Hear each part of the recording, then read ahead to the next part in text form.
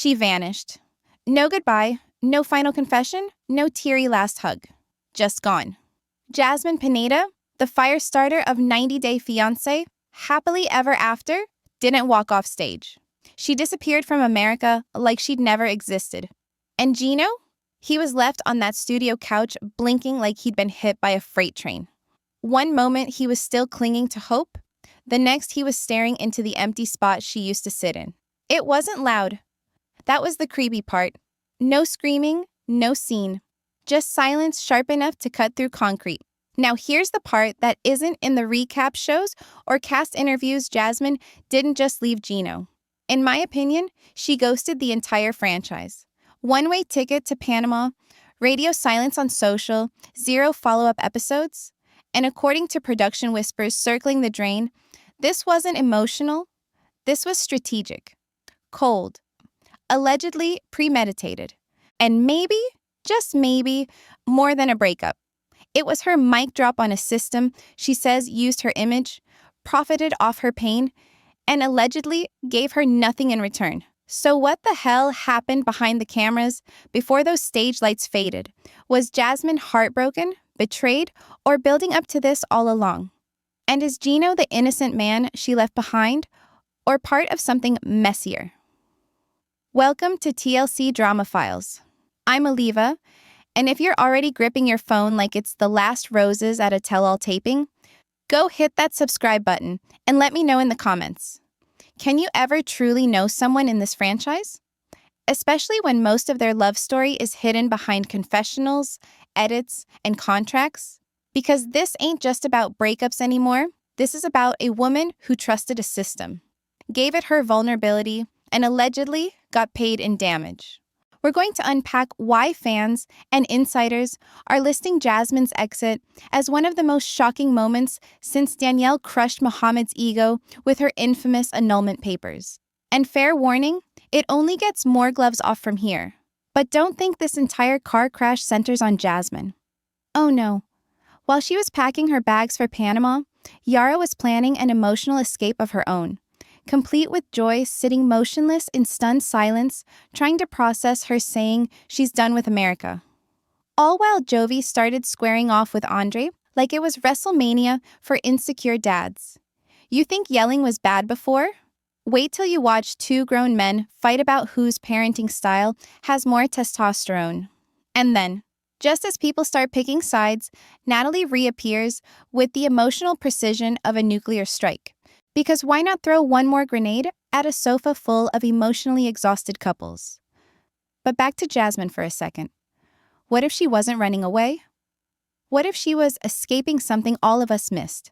And the silence wasn't a retreat, but a refusal to play along anymore? We've seen dramatic exits, walk-offs, screaming matches. But we have never seen a disappearance with this many legal, financial, and emotional question marks floating in the air like smoke over a dumpster fire. And before you say, hey, it's just reality TV, be warned. This time, there's allegedly money missing, contracts shredded, and deeper scars than what TLC ever aired. The question isn't whether Jasmine left for good. It's whether she ever had a choice. And if she didn't, then who did? It's all connected. And Jasmine's exit? That might have only looked like a goodbye. Because what really happened may have never aired. Stay tuned, because next, we rewind to the final 48 hours before Jasmine vanished and why Gino's reaction might be hiding more than heartbreak. 2 days before Jasmine disappeared, the crew noticed something was different. She wasn't loud. She wasn't fiery. She wasn't fighting with Gino, producers, or anyone within reach. She was quiet, unusually quiet, staring off during setup, skipping hair and makeup checks.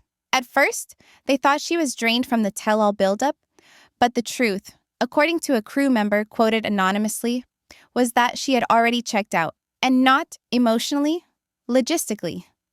By the time filming wrapped that weekend, Jasmine had left behind more than her story arc. According to someone she confided in off-screen, Jasmine left a single voicemail before boarding her flight back to Panama.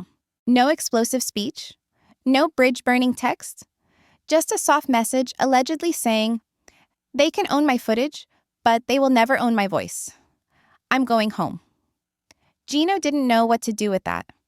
For a man known more for mismatched hats and nervous breathing than any emotional depth, the breakdown rolled in with a delay. But when it hit hard. The public saw glimpses.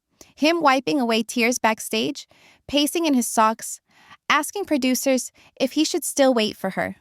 One crew member told an outlet he sat holding her water bottle after the last segment, like she might come back for it. The irony? She never did. And maybe that was the plan. For years, their drama played out like a chaotic soap opera with subtitles. But this time, there were no translations needed. The IG scrub was instant. Jasmine's grid cleared out faster than a fight night on Reddit posts gone. Mentions, muted, even longtime page shoutouts vanished into digital air. Fans thought she was rebranding, but insiders speculated something much deeper. Legal silence, contractual fallout, a deliberate removal of her image from any content remotely connected to her time on TLC. Then came the whispers. The word unedited started surfacing across burner fan pages and minor leaks. No context, no platform named, just a title. Plain, direct, and dangerous. A rumored tell-all. Her version, no filters, no wraps. Allegedly laying out everything from missed payments to manipulated story beats. Whether it even exists is still up for debate, but the tension it sparked, fully real. And where does that leave Gino? Online, he looks frozen in time. No big statements, no fiery defense, just kind of stuck. Some say he's heartbroken. Others say embarrassed. But here's the thing. While Jasmine peeled back every layer and walked away, Gino's character stayed parked in place. People started wondering, was he a victim of her escape? Or was he protected by the silence she left behind? There's something haunting about how Jasmine left without a final performance. No last jab, no self-defense. She exited the reality machine without trying to rehab her image. That kind of quiet isn't accidental. It's the sound of someone who no longer believes it's worth explaining anything. What if the biggest betrayal wasn't between lovers, but between cast and camera, and Jasmine wasn't leaving Gino at all? She was leaving us fans quickly did the math. Gino's confusion seemed passive, but his silence might be strategic. If he really knew nothing, wouldn't he be angrier? More public? More frantic? Instead, he's stuck in this weird limbo of both being the guy left behind and the guy who might have seen it coming. Either Jasmine ran out of love, or she realized love was never the full story. And if that's true, then someone out there knew this goodbye was coming. Maybe not Gino, maybe not fans, but someone holding the contracts definitely did. Up next, how Elizabeth and Lauren's friendship imploded in real time, with receipts, betrayal, and the fight that rewrote fan loyalty overnight. At first, it looked like cracks. A skipped call here, a colder than usual hug there. But by the time the leaked messages exploded across group chats and fan pages, it was clear Elizabeth and Lauren weren't just falling out. They were burning the bridge and lighting the ashes on fire. Here's what triggered the detonation. Screenshots allegedly surfaced of private texts Lauren had sent Elizabeth, personal venting, nothing unusual, until Elizabeth, according to insiders, showed those exact messages to Andrei. The problem? Those messages called Andrei emotionally exhausting. And in one line, Lauren even questioned if Elizabeth was emotionally safe around him. That wasn't drama. That was friendship-ending ammo, loaded and handed straight to the guy with the biggest mouth on set. Andrei didn't hesitate. He brought it up during filming, loud, aggressive, and without warning. Lauren was caught off guard, live on camera, being confronted with words she only trusted one person with the emotional whiplash? Brutal. You could see the fight leave her face mid-scene.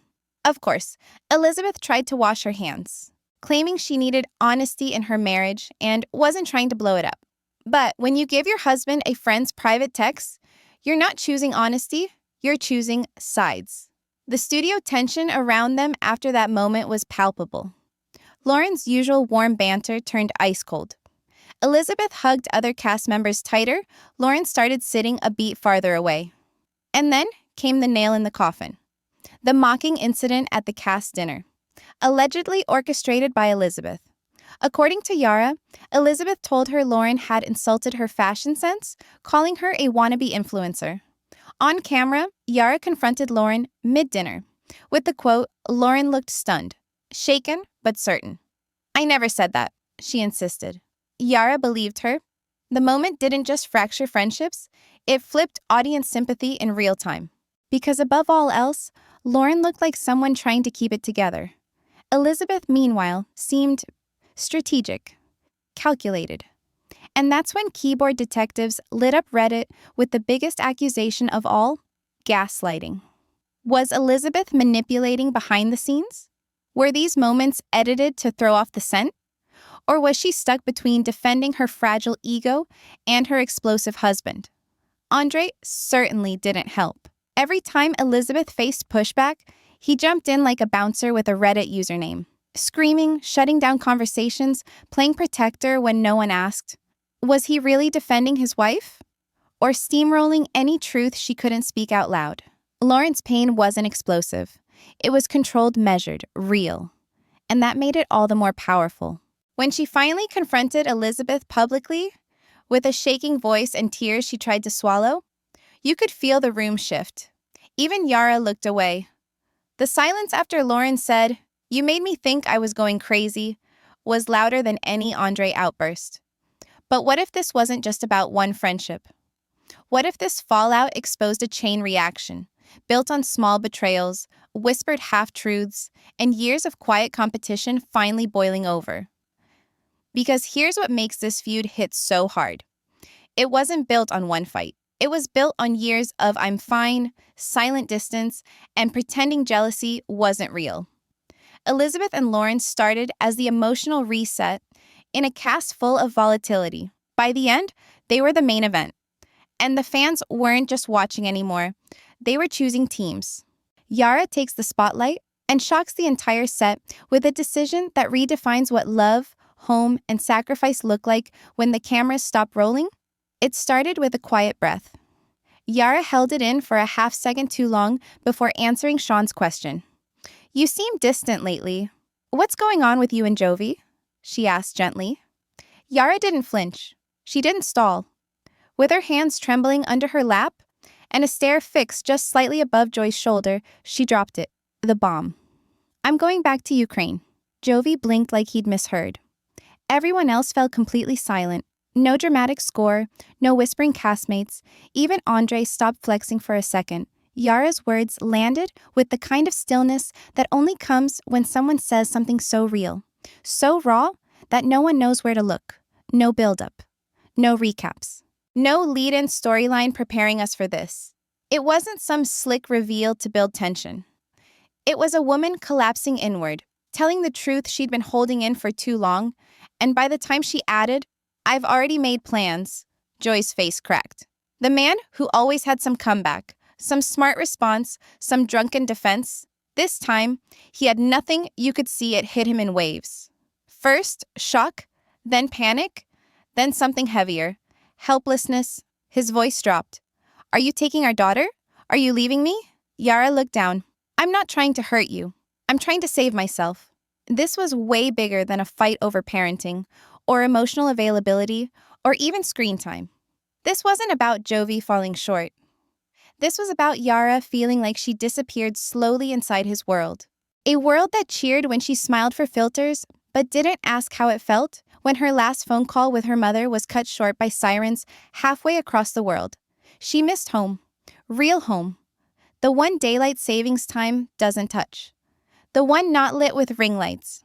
The one where her people are still sleeping in basements and hiding in silence. And here she was, smiling for fans while quietly unraveling under the pressure of performance and absence.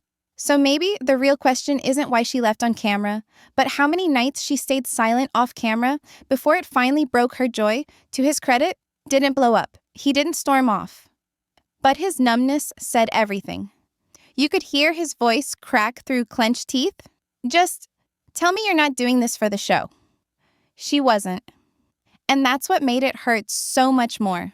She didn't cry loudly. She didn't beg for sympathy. She just folded her hands, stared down at them like they held answers her heart didn't, and whispered, "I need to feel like a human again, Jovi. I don't. Here." Is leaving someone ever the most loyal thing you can do? Especially when staying would mean losing yourself completely? The silence that followed Yara's moment didn't sound like closure. It sounded like the first goodbye that came without anger. We step into the most toxic clash of the season. Jovi throws down with Andrei in a showdown where family tension, fragile masculinity, and camera-perfect egos explode into something none of us were ready for. It didn't take long. One sarcastic dig about parenting, and suddenly Jovi and Andrei were nose-to-nose in a verbal chest bump with the intensity of two guys who'd probably never been told you don't always have to be right in their entire lives. It started off simple enough. Sean asked about how fatherhood had changed them. Jovi admitted it was harder than he thought. Andrei, never missing a chance to assert moral superiority, cut in with that thick sarcasm. Maybe don't party like a frat boy and then complain it's hard. Boom, Jovi's ego lit up like a barbecue grill. And from there, it disintegrated faster than one of Angela's impulse weddings. What made this fight different from the usual screaming matches was that neither of them was wrong, but neither of them was actually listening. For Andrei, his playbook never changes. Deflect, dominate, deny. He positions himself as the only real man in the room, talks over anyone who questions him, and uses aggression like armor. Even when no one's holding a weapon, he doesn't argue to understand. He argues to establish order. And in his mind, fatherhood isn't a role. It's a battleground. But Jovi? He walked into the studio already wounded. The man just watched his wife emotionally check out of their marriage on national TV. He was desperate for 1 ounce of dignity and stability, and instead, he got grilled by a guy who treats emotional vulnerability like a virus. And that's where Jovi's blind spot came in. When he lashed out at Andrei, it wasn't just about defending his pride.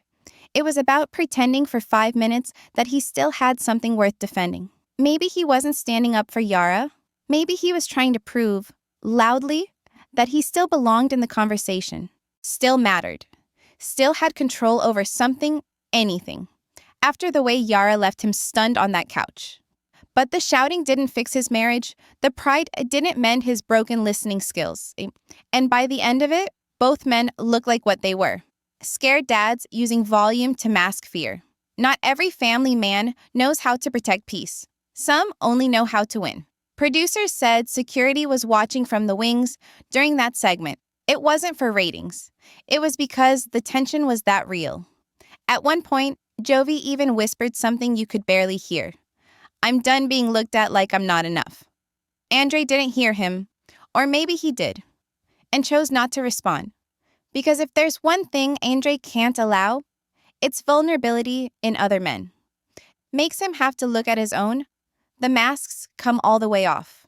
Jasmine's rumored war with TLC, that missing $70,000, and a still-vanished tell-all project that threatens to take the whole damn franchise down. You know how reality TV always ends with someone crying backstage, clutching tissues and whispering, "I didn't sign up for this"? Well, Jasmine allegedly meant that literally, because behind all the screaming, ugly crying, and made-for-Instagram chaos, there's another storyline the cameras never aired, one involving contracts, control, and, if the noise is even half true, a mountain of unpaid value. According to multiple anonymous sources close to production, Jasmine allegedly discovered after filming that TLC had earned around $70,000 on branded content, digital shorts, and online clips directly tied to her image, commentary, and storyline. Money she never saw. Now, to be clear, we're not claiming Jasmine was promised anything publicly or on paper, but insiders suggest she believed she was part of a new internal bonus structure, something TLC reportedly floated to certain cast members as incentive, a kind of behind-the-scenes loyalty reward for high-performing story arcs. And if that system existed, Jasmine had reason to believe she'd earned her cut, but disclosure never came. The receipts never landed. And Jasmine, already emotionally raw from carrying her segment emotionally for 2 seasons straight, allegedly felt not just heartbroken, but used. Then came the silence. Her Instagram went from daily chaos to radio static. Brand deals vanished. Comments turned off. Even previously scheduled content clippings disappeared from TLC's official pages. Fans started asking questions. Others started digging. And that's when a new word started surfacing in whispers and burner accounts alike: unedited. Nobody fully knows if it's a book, a doc, a legal leak, or some brain-burning combo of all three. But what keeps showing up in quiet online threads and traceable metadata mirrors a disturbing trend. A few cast members, past and present, allegedly reaching out to support Jasmine's version of things. And that's where TLC, according to insiders, got spooked. If unedited even half exists, and if it includes what fans say it might, emails, uncut scenes, breakdowns about pay structures, withheld bonuses, it could mark the first public unmasking of how the franchise actually protects itself, especially when its breakout stars stop being cooperative. And Jasmine wasn't the first to feel this shift. Let's not forget those quieter exits over the years. The couples who left mid-season, the individuals whose storylines were wrapped early, or who began disappearing from promotional assets before any announcement. What do they all have in common? Most didn't toe the party line. The editing patterns are subtle but telling. Cast members who become unpredictable stop getting storyline closure. The narrative pivots. Their scenes lose emotional nuance, backed with over-exaggerated score and shaky cam footage. Their dialogue gets clipped around pauses, suddenly making them seem irrational or overdramatic. Fans have spotted this for years, but lack the smoking gun. But if Jasmine actually compiled her texts, contracts, or internal emails, if she kept journal entries or screenshots, the kind people start collecting when they know something's off, then this goes beyond gossip.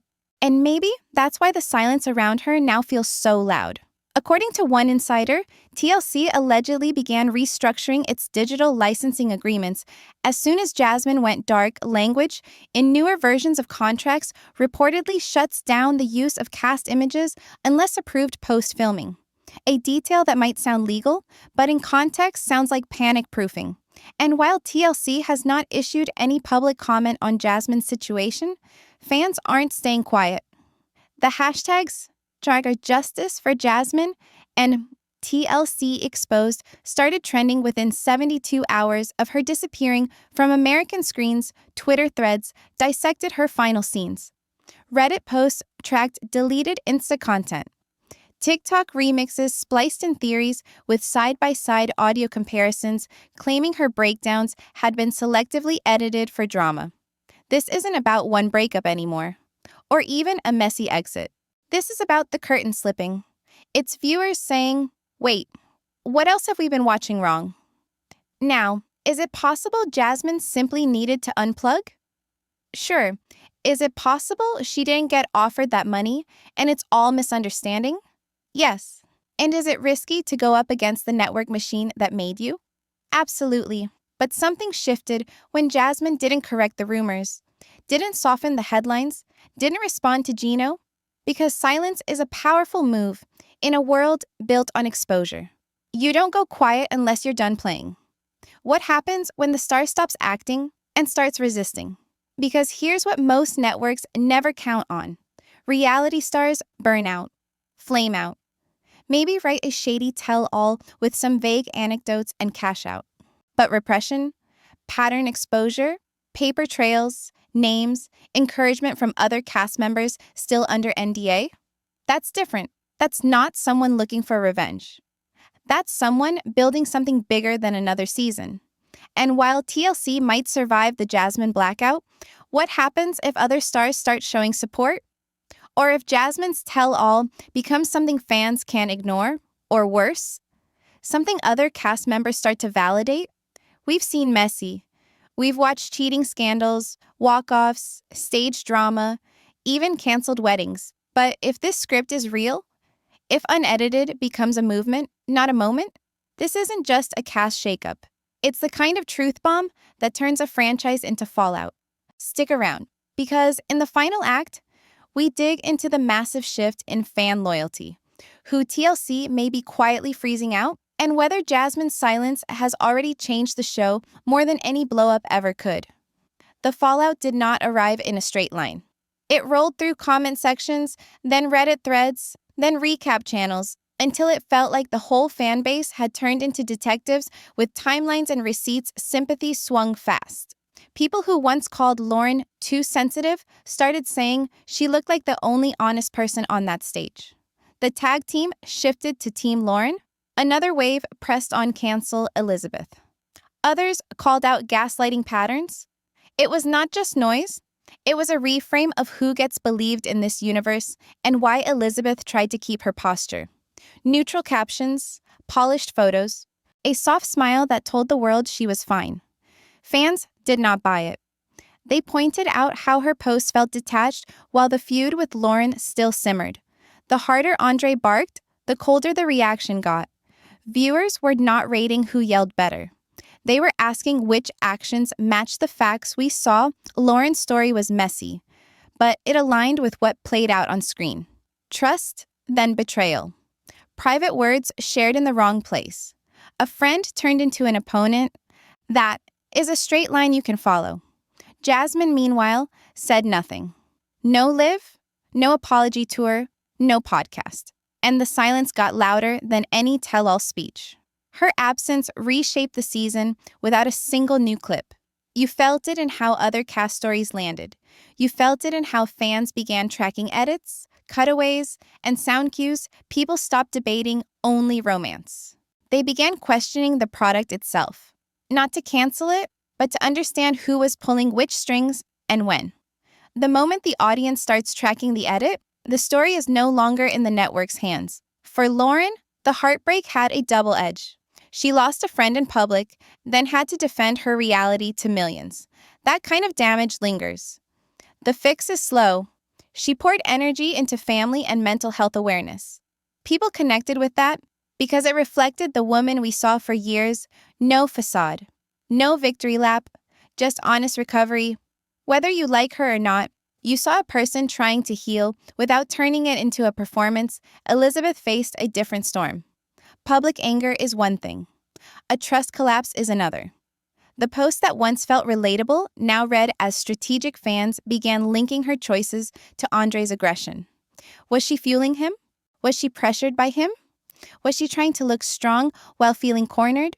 You could argue any of those and find clips that support each version, which is why the feud kept catching fire. Everyone could see their own history in it. A friend who kept you close, then cut you open in the worst moment. A partner who speaks over you until you forget your own voice. A group that rewards whoever keeps the fight loud. Jovi looked like a man out of place. He stood up for himself. He swung at Andrei. He tried to hold the center while his marriage split on stage. Then he watched the conversation move on without him. That is the hidden cost of public heartbreak. You get a big scene, then the episode ends. The next clip is someone else's crisis. You go home with the echo, you sleep next to it, you wake up to it. And you have to hold it in your chest while the audience debates if it was real enough. Jasmine's impact kept growing. While she stayed off the grid, creators tracked the sudden blackout of branded snippets that used her face. Longtime viewers pulled up side-by-side edits and argued about continuity. Insiders suggested the network tighten rules behind the scenes. None of this was confirmed by official statements. The silence invited theories. The silence also looked like leverage. Walk away. Say nothing. Watch the story adjust. When a star stops talking, she forces everyone else to explain her choices for her. And that is a different kind of power. Fans also began to revisit earlier exits with fresh eyes. Couples who faded early, storylines that felt rushed, scenes that got chopped mid-beat. The pattern looked familiar. Reward what sells. Limit what challenges the machine. Viewers are not naive. They know editing shapes stories. The question is where shaping becomes bending. And where bending becomes breaking, the bigger picture hurts more than the headlines. Everyone came to the show trying to build something. A family, a platform, a future. Lauren wanted support and friendship. Elizabeth wanted protection and respect. Yara wanted home and stability in a new country. Jovi wanted the family he never imagined he could have. Gino wanted love to cancel out his awkwardness. Jasmine wanted a new life to match the size of her heart. Most of them are leaving with something different, pieces in new shapes. A kind of peace you only find after a hard goodbye. A public scar that never fully fades. It is tempting to crown villains, to say Elizabeth was the architect, Andrei the hammer, Lauren the target. It is easy to call Jovi reckless and Andrei controlling. It is even easier to call Jasmine selfish for leaving or cunning for staying quiet. The truth is more human than that. Fear drives choices, identity loss drives choices, money pressure, online hate, culture shock all drive choices. Reality TV magnifies each one. It hands you a mic and tells you to speak up while you are drowning. This is the circle that closes the season. The romance machine met resistance. The narrative fought back. The fans pushed harder. And in the middle of that tug of war sat real people making decisions that make sense when you consider the cost of being watched nonstop. So we return to where we started. Jasmine's disappearance. Was she the one who broke the show? Or the one who healed herself? Maybe both are true. Maybe she pulled a thread the show hoped would hold forever. Maybe she drew a boundary so bright that other cast members finally saw their own. Maybe she was not running from love at all. Maybe she was running toward a voice that the franchise could not remix. Andrei still flexes when challenged. Jovi still searches for the right words. Lauren still rebuilds. Elizabeth still recalibrates. Yara still follows what feels like home. Gino still waits. The cameras may keep rolling, but the audience no longer watches with the same eyes. You learned how this sausage gets made. And once you learn, you never taste it the same way again. The empire did not fall. It cracked. Those lines will decide what the next season looks like. Not from a production memo. From the people who watch and the people who refuse to act on command. That is the shift. Not louder drama, smarter viewers, bigger stakes for truth, a smaller stage for shame. If the system rewards chaos, what happens when the cast refuses to be chaotic on cue? So where does this leave us? With unfinished business. With questions that no finale can answer in one reunion. With a woman who left without a monologue. With a man who took all the blame without saying much at all. With a friendship that ended before either person could save face. With a marriage that could survive long distance, but not long silence. You stayed until the end because you felt the pull under the spectacle.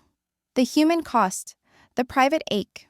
The rare moments when someone stopped acting and started telling their truth. That is why this season mattered. Not because of the yelling, because of the quiet. Now, the next beat waits off camera. Will Jasmine break her silence? Will Gino finally tell his full side? Will the network address the rumors that refuse to fade? That is where we go next. Up next on TLC Drama Files, I am dropping the breakdown of Jasmine's fallout and the clips from Gino's final sit-down that did not make the air. And trust me, once you hear what was asked off camera, you will never look at their last episode the same way.